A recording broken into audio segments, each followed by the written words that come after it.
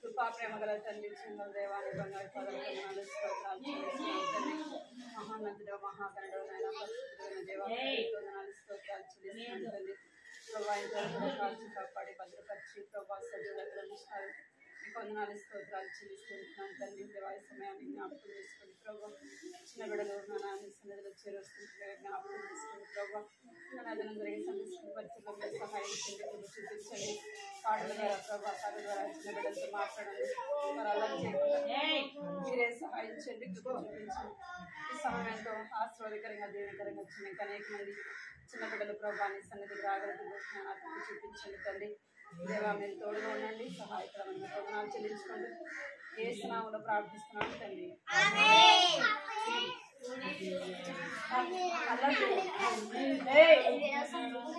కూర్చుంటారా ఇంటికి వెళ్తారా కూర్చుంటారా ఇంటికి వెళ్ళిపోతారా మరి అలా లేదు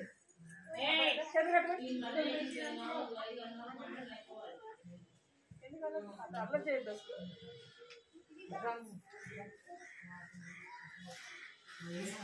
సుతులు పాడదాం మీకు పాడతారా పాడండి మరి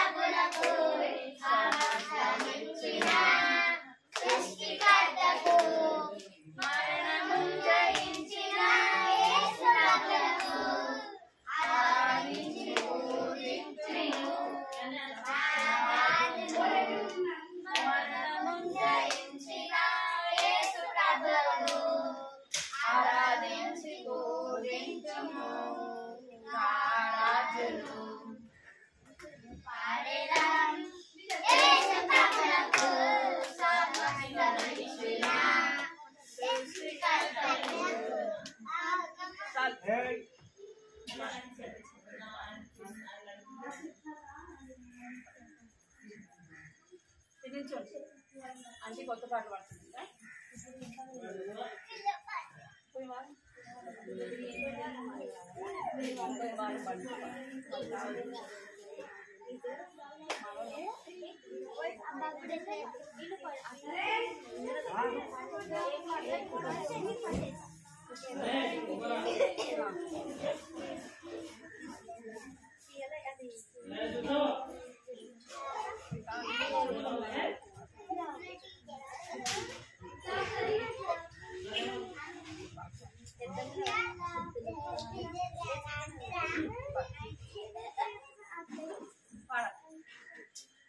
ముందుకు రా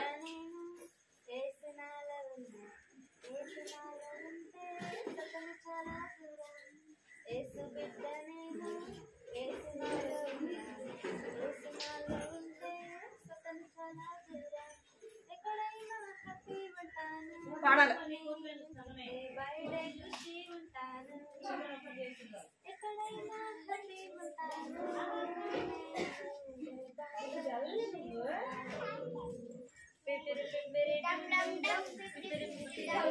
చేయనిదా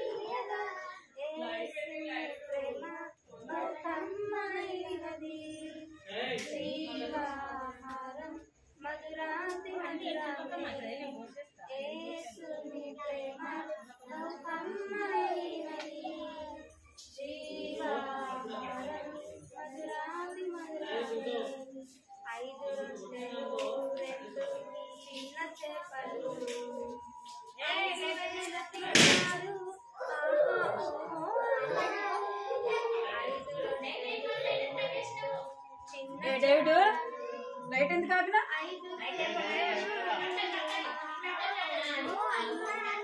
డేవిడ్ నువ్వు సండే స్కూల్ దగ్గర రమ్మన్నాను నిన్ను.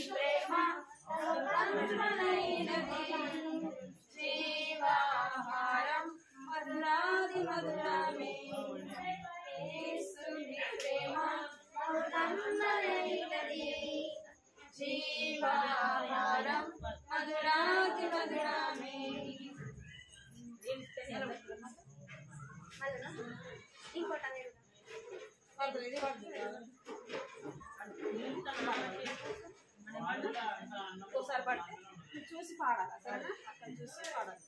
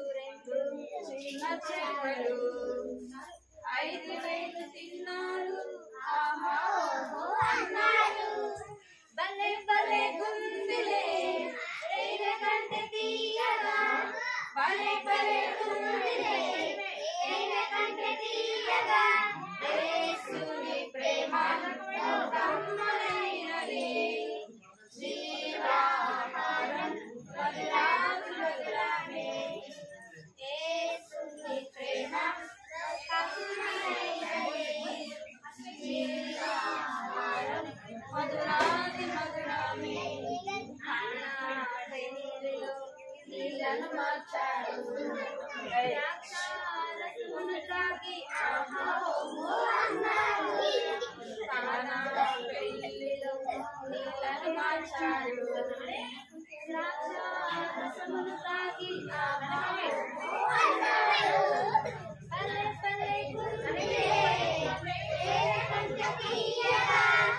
పల్లె పల్లె పల్లె పల్లె యేసుని ప్రేమ కమ్మనైనది జీవాహారం మధురాది మధురామే యేసుని ప్రేమ కమ్మనైనది జీవాహారం మధురాది మధురామే రండి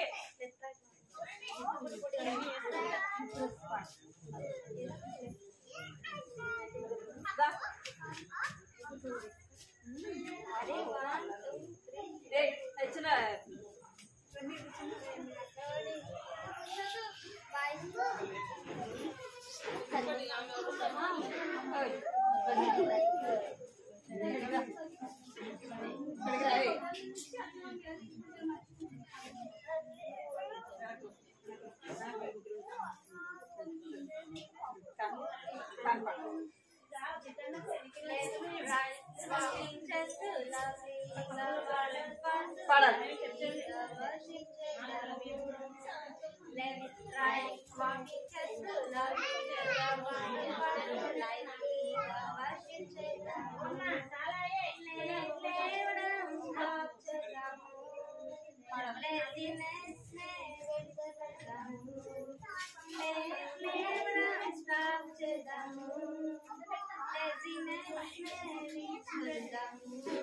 లేటెస్ట్ ఫ్యాషన్ లోకంలో విడిచిపెట్టి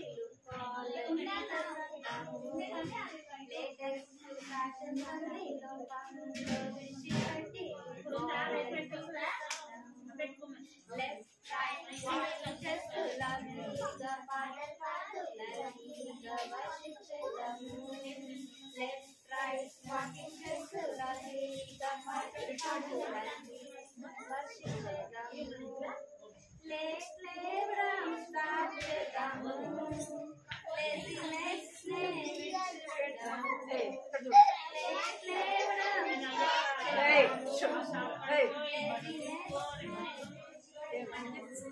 లేటెస్ట్ ఫ్యాషన్ లోకంలో విడిచిపెట్టి లేటెస్ట్ ఫ్యాషన్ లోకంలో విడిచిపెట్టి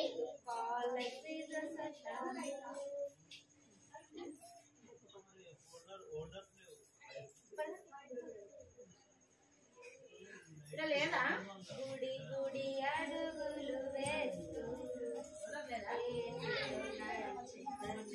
సండే స్కూల్కి వెళ్ళు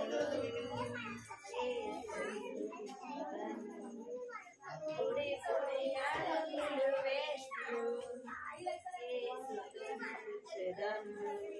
సండే స్కూల్కి వెళ్ళు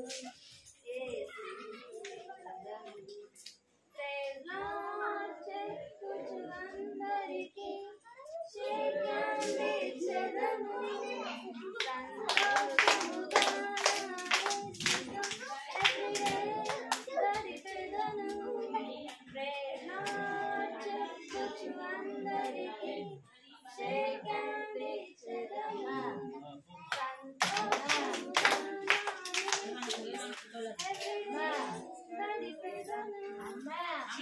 హెబ్రోన్ సైనికులం రాజ్యపు వారసులం చిన్ని హెబ్రోన్ సైనికులం రాజ్యపు వారసులం గుడి గుడి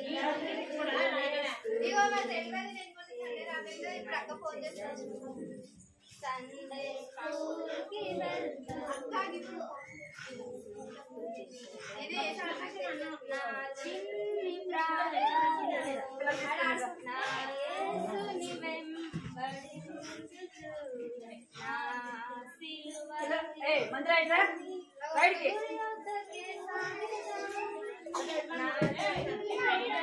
నా వదిలిపెట్టి ఇక్కడ వదిలిపెట్టు.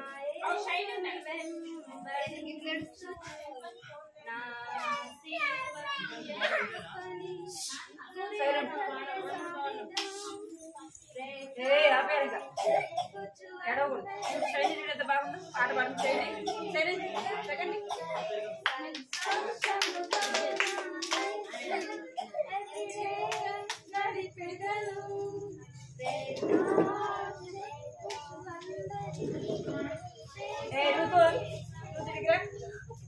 ఇక్కడికి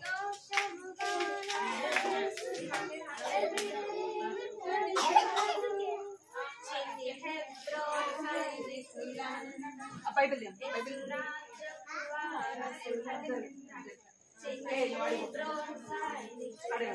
అడేమండి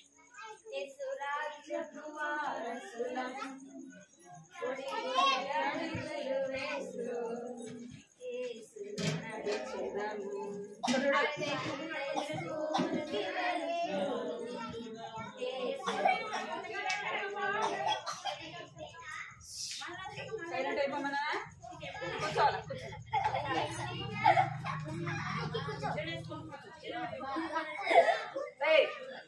ఎట్లా మీరు తీసుకెళ్తారా మరి ఎందుకు అలా చేసుకోండి తెలుగు కట్టు తెలుగు కట్టు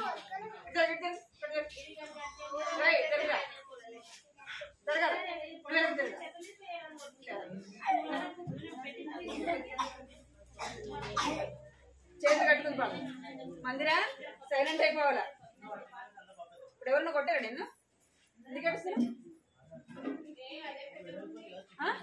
ఎందుకు అడుస్తున్నావు ఎందుకు అడుస్తున్నావు ఇప్పుడు ఎవరినో కొట్టారు నిన్ను చేతులు కట్టుకున్నారు చేతులు కట్టుకుందాము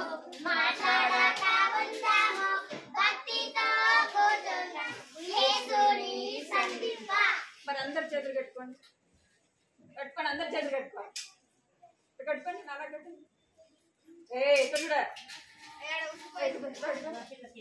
రైడ్కే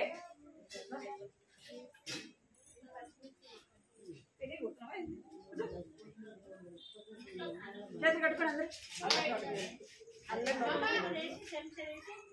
ఇప్పుడు మీరు ఇప్పుడు దాకా పాటలు పాడారు కదా పాడారా లేదా పాడారా ఇప్పుడు అందరూ ఏం చేయాలి సైలెంట్ గా కూర్చోవాలి సరేనా సైలెంట్ గా మీకే చెప్పు నోట్ మీద పాట పాడిన చేతులు కట్టుకుంటాం మాట్లాడకపోతామని పాట పాడుతాం సరే కథ విన్నాం మనం ఎవరి కథ వింటున్నాం చెప్పండి కథ ఎవరి కథ ఎవరి గురించి వింటున్నాం మర్చిపోయారా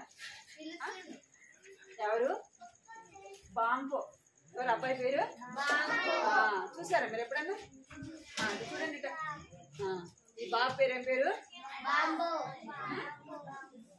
బాబు పేరు ఏం పేరు బాంబో ఎవరంటే ఆఫ్రికా వాళ్ళు ఎవరు ఆఫ్రికా వాళ్ళు అన్నమాట బాబాయ్ పేరు ఏం పేరు అంటే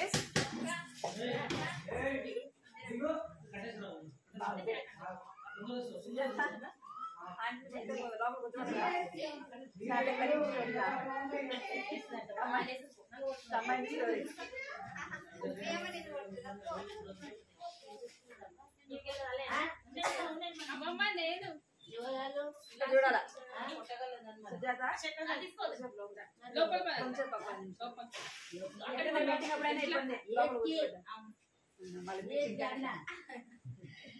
అమ్మా జోడించు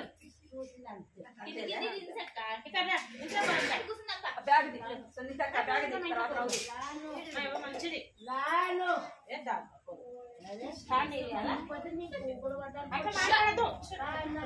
దేవుని పాట పాడాలి దేవుని స్థుతించాలి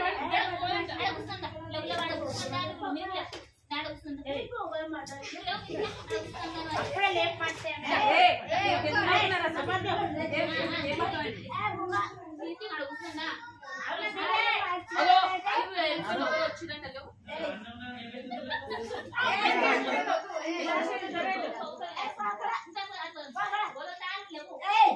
బస్ స్టాండ్ బస్ స్టాండ్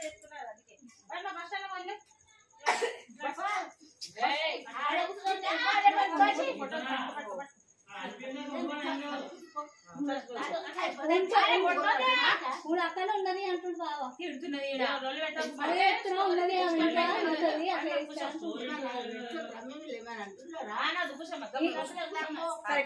ఉంటుంది స్టోరీ ఉంటుంది ఉన్నది ఎవరి బాబాయ్ పేరు ఏం పేరు ఈ అబ్బాయి బికాకు అని ఆయనకి ఎవరంటే బానిస అమ్మా కథ చెప్తుంది కథలో ఇక్కడ చూడండి ఇక్కడ దేవుని కథ ఏమైనా కొడతాను ఇప్పుడు వింటూ చెప్పండి చెప్పండి ఇక్కడ ఈ బాబు బానిస బాంబు కదా ఈ అబ్బాయి వాళ్ళ తమ్ముడు వాళ్ళ అమ్మ వాళ్ళ డాడీ వాళ్ళందరూ కూడా ఎవరికి బానిసలు అంట అంటే బానిసలు అన్నమాట. ఒకరోజు ఏమైందంటే వాళ్ళ తమ్ముడు బాంబు కూడా ఆయనకి బానిసలుగా ఉంటూ ఉంటున్నారు. ఏమైంది వాళ్ళ తమ్ముడు పని చేయలేని స్థితిలో వచ్చినప్పుడు ఆ నరమాంస భక్షకులకు ఏం చేశారంట అమ్మేస్తున్నాడు.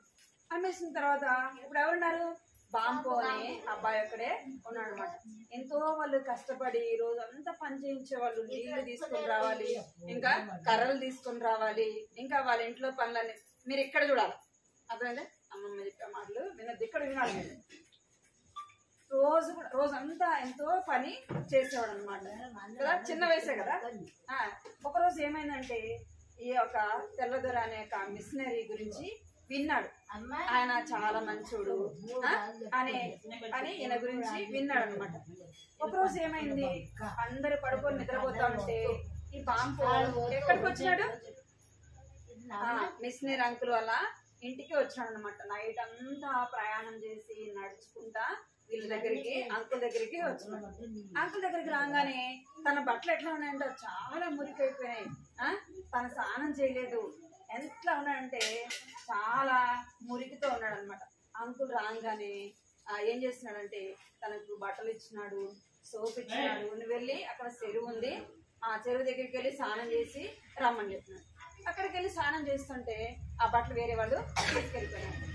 సరే తర్వాత ఏం చేసినట్టే స్నానం చేసి ఆ మురికి బట్టలు వేసుకుని మళ్ళా ఇంటికి అంకుల్ దగ్గరికి వచ్చింది. అంకుల్ దగ్గరికి రాగానే అంకుల్ అంటాడు, బాంబు నీకు బట్టలు ఇచ్చాను కదా ఏమైనా వేసుకోలేదు అంటే అప్పుడు చెప్తాడు, అయ్యగారు నా బట్టలు వేరే వాళ్ళు తీసుకెళ్ళిపోయినారు అని చెప్తాడు అనమాట. సరేలే నీకు వేరే బట్టలు ఇస్తా వేసుకో అని చెప్పేసి వేరే బట్టలు ఇస్తాడు. వేరే బట్టలు ఇస్తే ఆ బట్టలు వేసుకుంటాడు.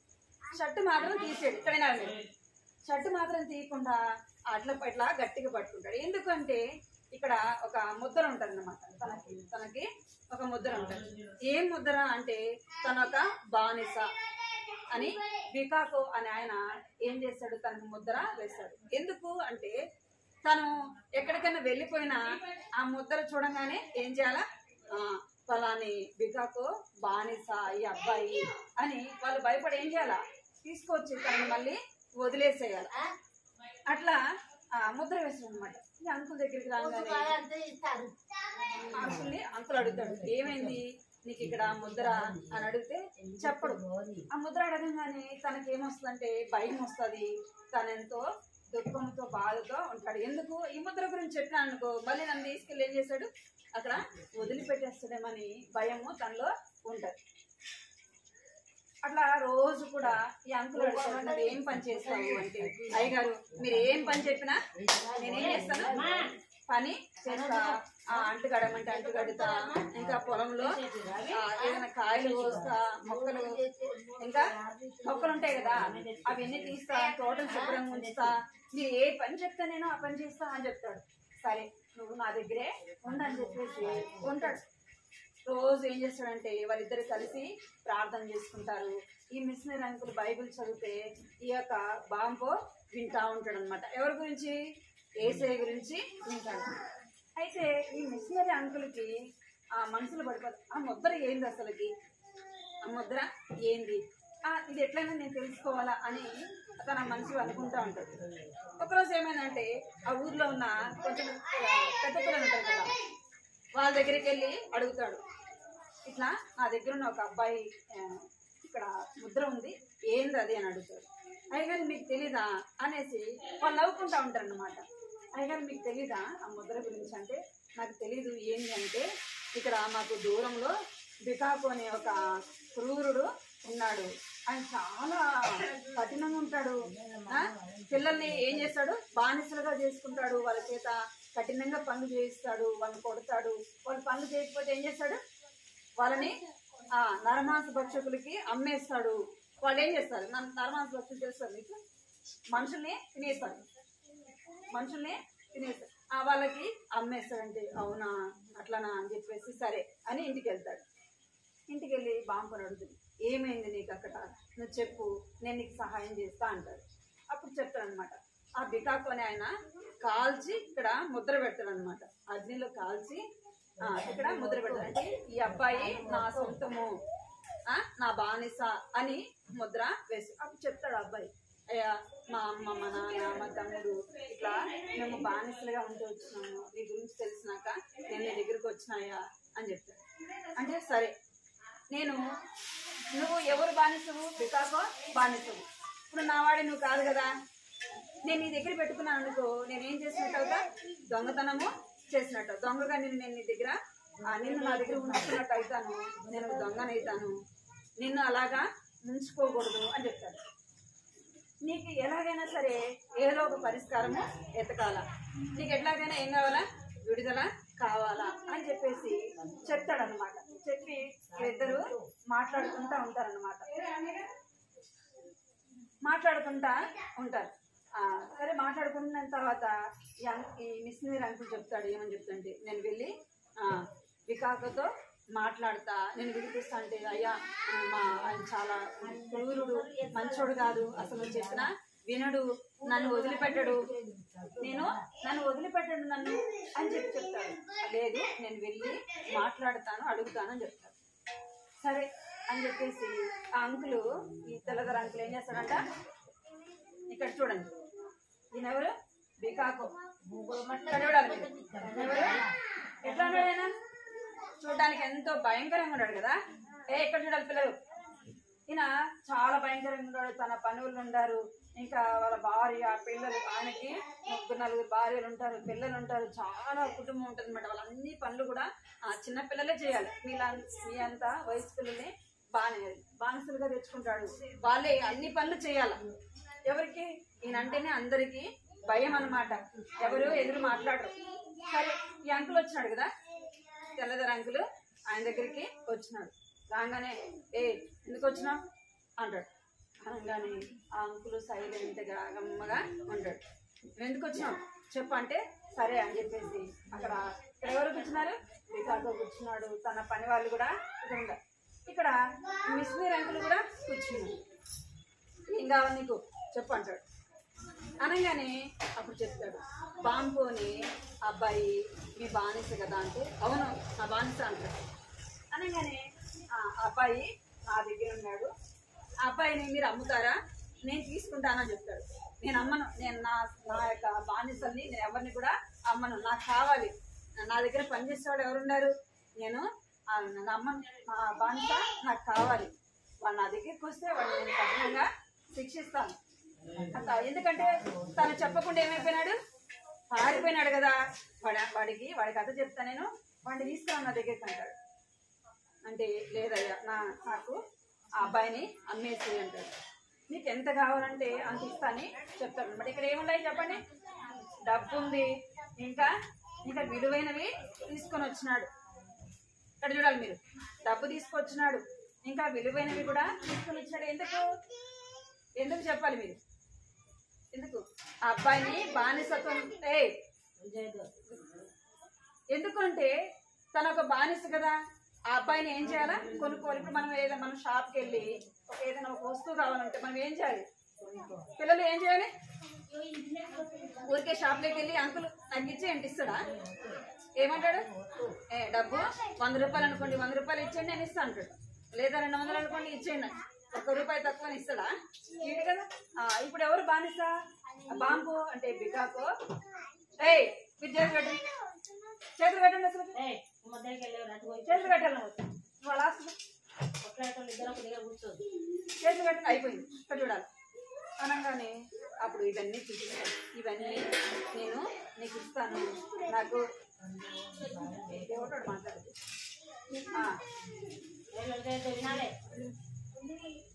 ఇవి ఇచ్చేస్తాను నీకు, ఆ బాంబుని నాకు ఇచ్చేయి అంటే ఆహా నేను ఇవ్వను అంటాడు. సరే అని చెప్పేసి అంకుల్ ఏమైపోతాడు, ఈయన ఈ మిషనరీ అంకుల్ బాంబు అక్కడికి వెళ్తాడు కదా బికాకు దగ్గరికి వెళ్తే బాంబు ఏ పని చేయడానికి కూడా తనకి మనసు కుదురుగా ఉండదు. ఎందుకంటే తన యజమానులు ఎలాంటి వాడో ఎవరికి తెలుసు, ఎవరికి తెలుసు, బాంబుకి తెలుసు ఎంత కఠినమైన వాడో, తనను ఎంత కఠినంగా శిక్షిస్తాడో తనకి అంత మనకు భయంగా ఉంటది అనమాట. అయ్యో మా యొక్క దొర పోయినాడు కదా, ఏం చేస్తున్నా అసలు ఒప్పుకోడు, ఏం చేయాలి, మళ్ళీ నేను అక్కడికి వెళ్ళాను అనుకో నన్ను కఠినంగా పని చేపిస్తారు, నేను వాళ్ళకి చెప్పకుండా పారిపోయి వచ్చినాను కదా, ఇప్పుడు నన్ను ఎక్కువగా కొడతాడు, ఇంకా ఎక్కువ పనులు చేపిస్తాడని తనలో ఒక భయంగా ఉంటాడు అనమాట. ఏ పని చేయకుండా చూస్తూ ఉంటాడు, ఎప్పుడు వస్తాడా అయ్యగారు అని చెప్పేసి ఆయన కోసం ఎదురు చూస్తూ ఉంటాడు. ఆయన అడుగుతాడు, ఆయన ఏం చేయడు, ఇకాక ఏం చేయడు, ఒప్పుకోకపోయేలోపు ఇంటికి వచ్చేస్తాడు అనమాట. మీరు చేతులు కట్టరా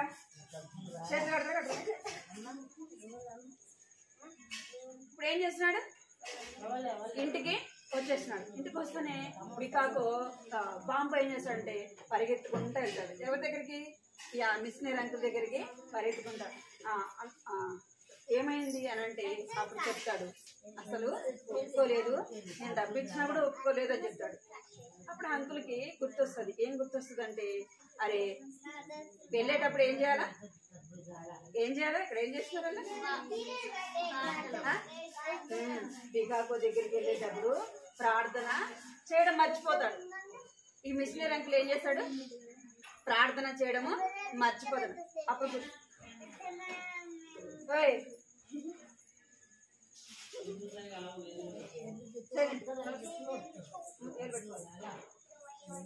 ప్రార్థన చేసేది మర్చిపోయి ఇద్దరు మాట్లాడుకొని అంకుల్ అడిగి వెళ్ళిపోతాడు. ఆయన పని జరుగుతుందా, మనం కూడా ఎక్కడికన్నా బయటకు వెళ్ళేటప్పుడు ప్రార్థన చేసుకోకుండా వెళ్తే మన పని అవుతుందా, కాదు. మనం వెళ్ళిన పని అవ్వదు. ఏం కలుగుతుందంటే మనకి నష్టమా,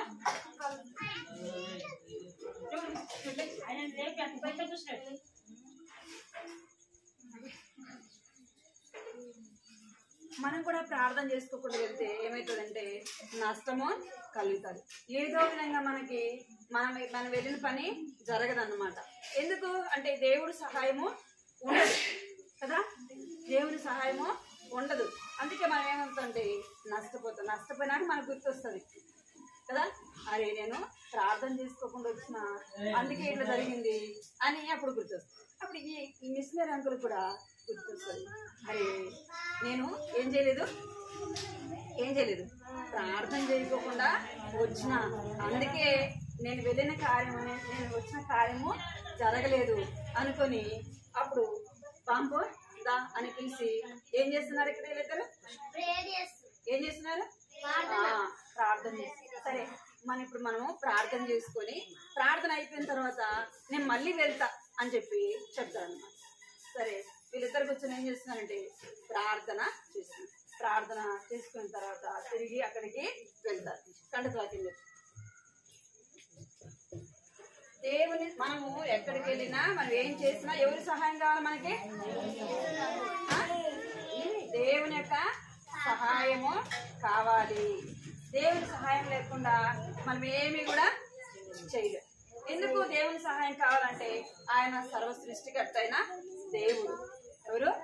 సర్వసృష్టికర్త అయిన దేవుడు. అందుకే దేవుడు అంటాడు, నువ్వు ధైర్యంగా ఉండుము, నేను నీకు తోడుగా ఉంటా, నేను నీకు సహాయం చేస్తా అంటాడు. ఎప్పుడు అంటే మనం దేవుని దగ్గర ప్రార్థన చేసినప్పుడు, దేవుని మనము అడిగినప్పుడు.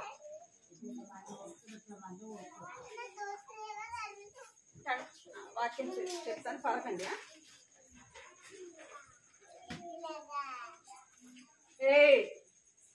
సైలెంట్ అయినా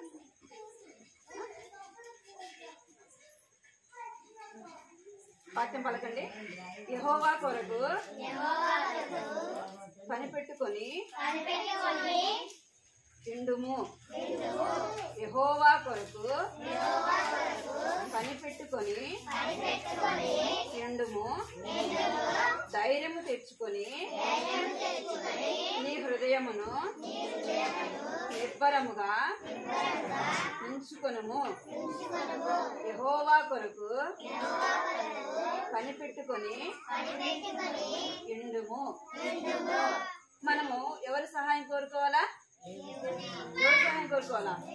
దేవుని సహాయము కోరుకోవాలి. ఇంకేం చేయాలంటే దేవుని కొరకు, దేవుని యొక్క సహాయం కొరకు మనం ఏం చేయాలంటే కనిపెట్టుకొని చూసే వారంగా ఉండాలి. మీరు స్కూల్కి వెళ్తున్నారనుకో, ఎవరు సహాయం కావాలా? దేవుని సహాయము కావాలి. నా దేవుడు నాకు సహాయం చేస్తాడని ఆయన కొరకు మనము కనిపెట్టుకొని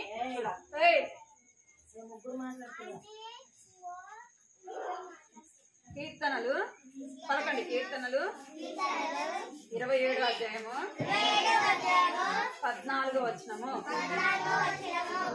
యెహోవా కొరకు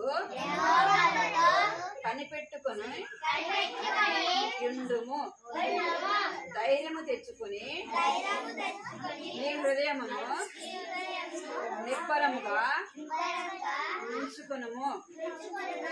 యెహోవా కొరకు కనిపెట్టుకొని ఉండుము. కీర్తనలు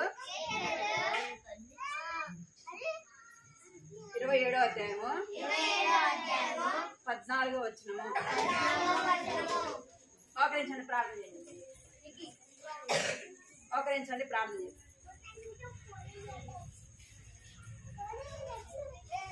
ఒకరించాల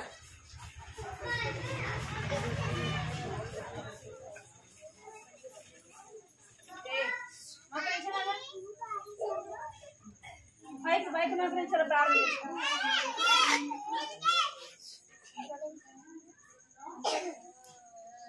సైలెంట్ గా, అందరు సైలెంట్ గా. మీరు మంచి పిల్లలు కదా, మంచి పిల్లలు ఏం చేస్తారు? ఎట్లా చెప్తే అట్లా వింటారు కదా. వాళ్ళు మూసుకోవాలి. ముందు మోకరించి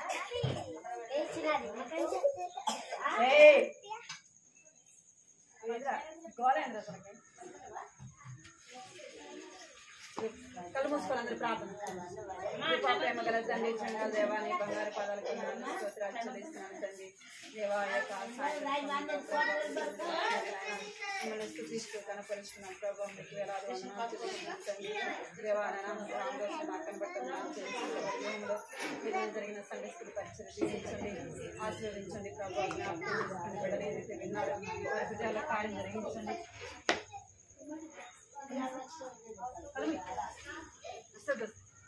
దేవా నీకు ఎంతో వందనాలు చెల్లిస్తున్నాను ప్రభావ. కొందనాలు చెల్లిస్తున్నాను తండ్రి ప్రభావ. అట్లా కూడా మీరు మాట్లాడుతూ వచ్చినందుకే మీకు ఎంతో వందనాలు చెల్లిస్తున్నాను ప్రభావ. మీ ప్రభావ తండ్రి వెళ్ళినప్పుడు ఆయన మీ సహాయం లేదు, ఏం చేయలేదు ప్రభావ. మీరు జ్ఞాపకం చేస్తున్నారు దేవా. నీకు ఎంతో వందనాలు స్తోత్రాలు చెల్లిస్తున్నాను తండ్రి. దేవా విన్న మాటలు ప్రభావ హృదయంలో భద్రపరుచుకున్నాను సహాయించండి ప్రభావ. నీ సన్నిధిలో ప్రభావ మేము ప్రార్థించినప్పుడు ప్రభావ మీరు మాకు సహాయం చేసే దేవుడుగా ఉంటున్నారు. మీరు మాకు తోడుగా ఉండే దేవుడుగా ఉన్నారు ప్రభావ. నీకు వందనాలు స్తోత్రాలు చెల్లిస్తున్నాను తండ్రి ప్రభావ. తండ్రి దేవా చిన్న మాటలు ప్రభావ, కొద్ది మాటలు దేవా మీరు దీవించండి, ఆశీర్వదించండి ప్రభావ. చిన్న బిడ్డలు నా నిజమైన దేవుడు ప్రభావ, రక్షకుడవని ప్రభావ తండ్రి దేవా, సృష్టికర్తవని ప్రభావ. నాన్న మీరే బిడ్డలు మీరు దీవించండి, ఆశీర్వదించండి ప్రభావ. చెల్లించుకుంటూ ఈ సమయం ఎంతో దీవెనకరంగా ఆశీర్వాదకరంగా ప్రభావ ఇంతవరకు కూడా దేవానికి నామములో స్తుతించి ప్రార్థించి అడిగి వేడుకుంటున్నాను తండ్రి.